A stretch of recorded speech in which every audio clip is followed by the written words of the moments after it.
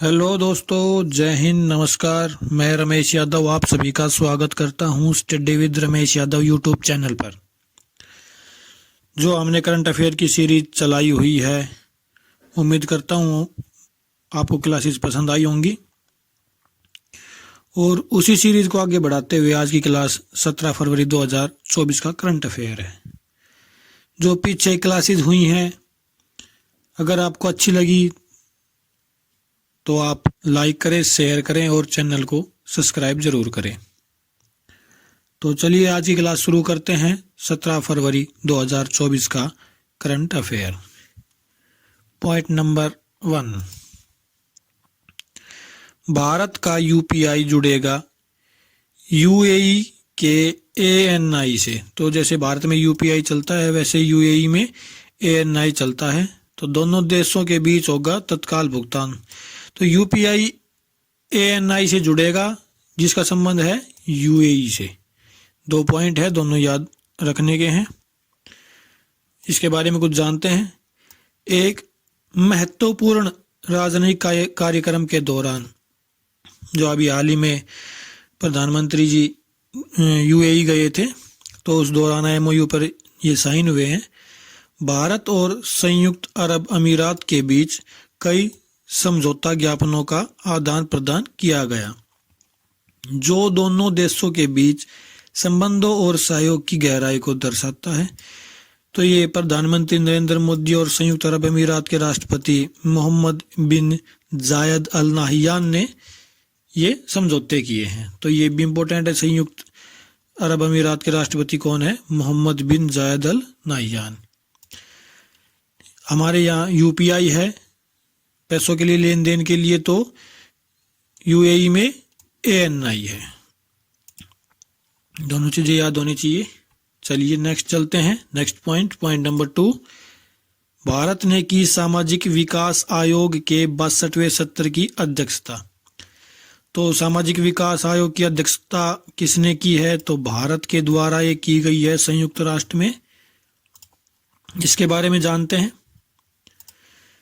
संयुक्त राष्ट्र में भारत की स्थायी प्रतिनिधि रुचिरा कंबोज ने हाल ही में सामाजिक विकास आयोग के 62वें सत्र की अध्यक्षता की, जो सामाजिक विकास के मुद्दों पर अंतर्राष्ट्रीय सहयोग में एक उल्लेखनीय क्षण है।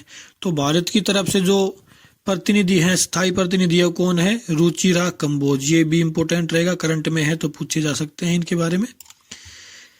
5 फरवरी से 15 फरवरी तक आयोजित सत्र गंभीर सामाजिक चुनौतियों से निपटने के लिए वैश्विक सहयोग को मजबूत करना है। तो ये तो आपको पता ही होगा कि संयुक्त राष्ट्र की स्थापना क्यों की गई थी। अंतर्राष्ट्रीय शांति को बढ़ावा देने के लिए, अंतर्राष्ट्रीय विकास को बढ़ावा देने के लिए संयुक्त राष्ट्र की स्थापना की गई थी 25 अक्टूबर 1945 को। और मुख्यालय की बात करें तो संयुक्त राष्ट्र का मुख्यालय न्यूयॉर्क में है, जो अमेरिका में है। मैनहट्टन एक टापू पड़ता है, उसके ऊपर कई बार पूछ भी लिया जाता है। मैनहट्टन टापू है, उसके ऊपर संयुक्त राष्ट्र का मुख्यालय है। तो अब 2024 में सामाजिक विकास आयोग की अध्यक्षता भारत ने की है। ये 2-3 पॉइंट है, याद रखने हैं। आगे चलते हैं। पॉइंट नंबर 3, जापान को पछाड़कर जर्मनी बना तीसरी सबसे बड़ी अर्थव्यवस्था। तो पहले जापान तीसरे नंबर पे था, जर्मनी चौथे नंबर पे था। अब जर्मनी तीसरे पे चला गया, जापान 4 नंबर पे। तो 1 नंबर पे आप सभी को पता ही होगा अमेरिका है, 2 पे रशिया है। तो सबसे बड़ी अर्थव्यवस्था की बात करें तो अमेरिका है, और तीसरे नंबर पे कौन गया है? जर्मनी गया है, जापान को पछाड़कर। क्योंकि जापान में अभी थोड़ी आर्थिक मंदी चल रही है लगभग 1 साल से, तो उसके कारण उसकी अर्थव्यवस्था डाउन हो गई है। आगे चलते हैं, इसके बारे में देखते हैं कुछ थोड़ा। आधिकारिक आंकड़ों से पता चलता है कि जर्मनी दुनिया की तीसरी सबसे बड़ी अर्थव्यवस्था के रूप में जापान से आगे निकल गया है, जिसका मुख्य कारण यूरो की स्थिरता की तुलना में येन में महत्वपूर्ण मूल्य ह्रास है। मूल्य ह्रास का मतलब होता है कि वैल्यू कम हो जाना पैसों की। तो येन है जापान की मुद्रा, और यूरो है जर्मनी की मुद्रा। तो यूरो तो अपने स्थायी स्थिर है। जैसे यूरो अगर मैं मानता हूँ कि जैसे भाई हमारे 100 रुपये हैं 1 यूरो के बराबर, मैं मान रहा हूँ, कन्फर्म नहीं है इस चीज़, ये कन्फर्म डाटा नहीं है। तो ये 1 साल से 100 रुपये ही चल रहे हैं। लेकिन येन है, अगर ये बात करें येन के सापेक्ष में, तो अगर 100 रुपये का येन था 1 येन, तो आज वो येन 50 रुपये तक पहुंच चुका है।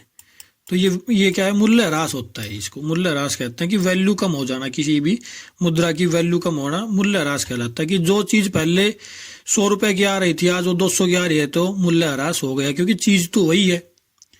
तो मूल्य ह्रास क्या होता है कि उस पैसों की वैल्यू कम होना मूल्य ह्रास कहलाता है।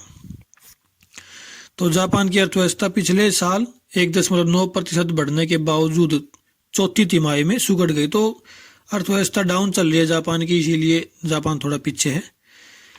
तो ये इंपॉर्टेंट रहेगा। तीसरे नंबर पर कौन पहुंचा है, तो जर्मनी पहुंचा है। आगे चलते हैं। पॉइंट नंबर 4, उत्तराखंड में शुरू होगी भारत की पहली हेलीकॉप्टर आपातकालीन चिकित्सा सेवा। तो पहली हेलीकॉप्टर आपातकालीन मतलब एम्बुलेंस, एक तरीके से हम बात करें तो हेलीकॉप्टर एम्बुलेंस की सुविधा उत्तराखंड में शुरू की गई है। तो जानते हैं इसके बारे में। भारत की पहली हेलीकॉप्टर आपातकालीन चिकित्सा सेवा उत्तराखंड में शुरू की जाएगी। नागरिक उड्डयन मंत्री ज्योतिरादित्य सिंधिया ने यह जानकारी दी। तो ये ज्योतिरादित्य सिंधिया जी हैं, हमारे केंद्रीय मंत्री नागरिक और उड्डयन मंत्री हैं। इस सेवा के तहत एक हेलीकॉप्टर अखिल भारतीय आयुर्विज्ञान संस्थान, जैसे एम्स जिसको बोलते हैं, में तैनात किया जाएगा और वहां से उसको किसी भी इमरजेंसी में भेजा जा सकता है। तो ये सेवा कहाँ शुरू की गई है, ये उत्तराखंड में शुरू की गई है। तो उत्तराखंड की अगर हम बात करें तो आपको पता ही होगा कि ये यूपी से अलग होके बना था। उत्तरांचल पहले इसका नाम था, बाद में उत्तराखंड हो गया। राजधानी की बात करें तो देहरादून, और राज्यपाल की बात करें तो गुरमीत सिंह इनके यहाँ के राज्यपाल हैं और मुख्यमंत्री पुष्कर सिंह धामी हैं। तो चलिए आगे चलते हैं। पॉइंट नंबर 5, साउंड टेक्नोलॉजी आधारित एंटी ड्रोन सिस्टम का विकास आईआईटी जम्मू द्वारा किया गया। इंपोर्टेंट क्वेश्चन रहेगा, साउंड टेक्नोलॉजी आधारित, भाई साउंड पे आधारित है ये चीज। और एंटी ड्रोन सिस्टम, जैसे ड्रोन उड़ते हैं तो उनको गिराने के लिए ये सिस्टम तैयार किया गया है आईआईटी जम्मू द्वारा। इंपॉर्टेंट रहेगा। चलिए इसके बारे में कुछ जानते हैं। ये वो सिस्टम है, साउंड पे आधारित है ये चीज। आईआईटी जम्मू के इलेक्ट्रिकल इंजीनियरिंग विभाग के प्रोफेसर डॉक्टर कर्णनाथ वानी ने साउंड टेक्नोलॉजी आधारित एंटी ड्रोन सिस्टम का निर्माण किया है। यह अपनी तरह का पहला सिस्टम है और साउंड टेक्नोलॉजी पर आधारित नई तकनीक है। इस नए एंटी ड्रोन सिस्टम की लागत लगभग 4 लाख रुपए, ये हमारे लिए इम्पोर्टेंट नहीं है। तैयार किन्होंने किया है, आईआईटी जम्मू द्वारा तैयार किया गया है, ये हमारे लिए इम्पोर्टेंट रहेगा। आगे चलते हैं नेक्स्ट पॉइंट, पॉइंट नंबर 6, केंद्रीय मंत्री अनुराग सिंह ठाकुर ने बीएससी एक्सपो 2024 का उद्घाटन किया। तो बीएससी एक्सपो 2024 का उद्घाटन अनुराग सिंह ठाकुर के द्वारा किया गया है।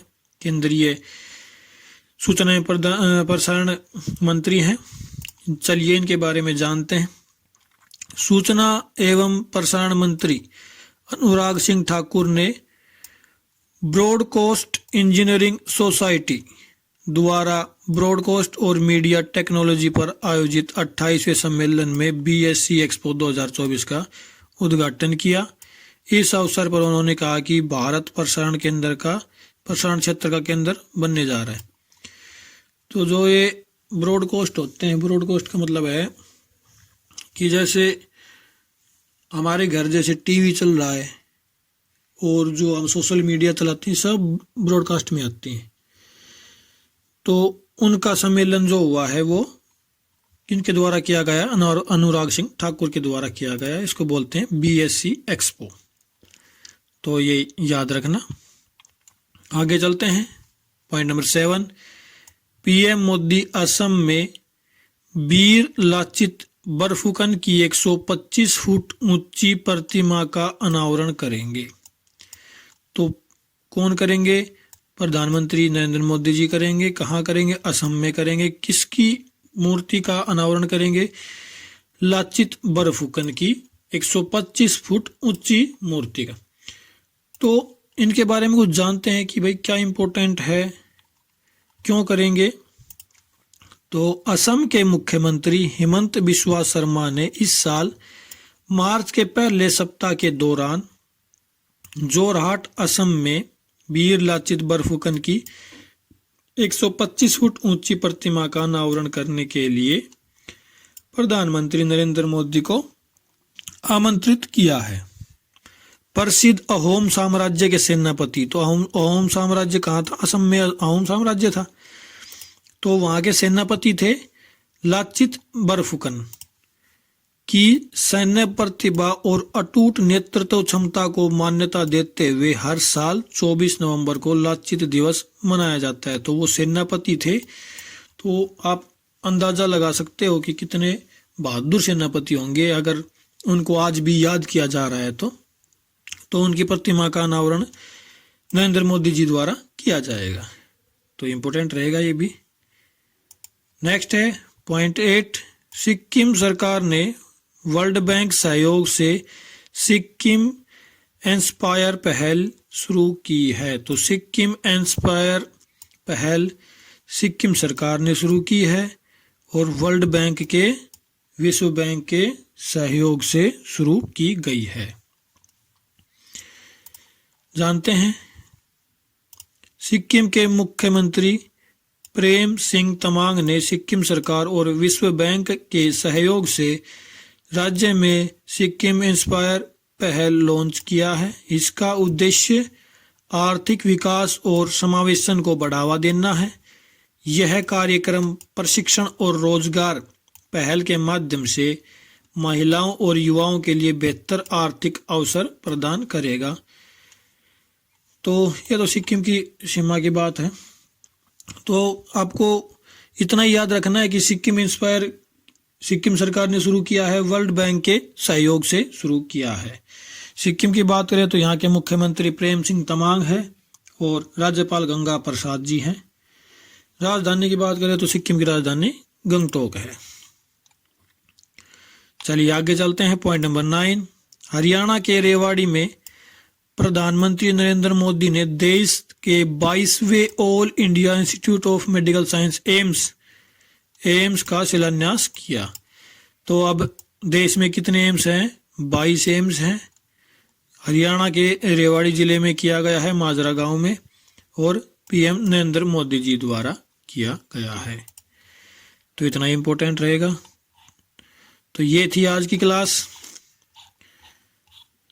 कमेंट करके ज़रूर बताएं क्लास कैसी लगी। अगर अच्छी लगे तो लाइक करें, शेयर करें और चैनल को सब्सक्राइब ज़रूर करें।